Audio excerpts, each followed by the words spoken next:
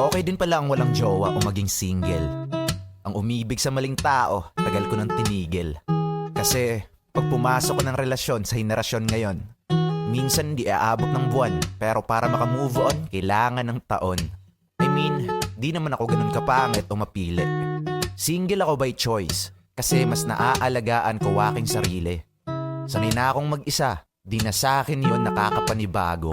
Kaysa naman hanap ka ng hanap ng jowa, napupunta ka lang sa maling tao. Pinagtatawanan man ng iba dahil daw sa love life, ako ay kapuspalad. Pwes mali sila dahil pinapasaya ako ng aking Maria Palad. Tapos na ako sa pelikula, na kada gabi iyak at puro drama. May jowa man o wala, aminado akong ako ay masaya. Bonus na lang kung may darating man na tao na mas lalo sa aking makakapagpasaya. 'Cause if you like the way you look that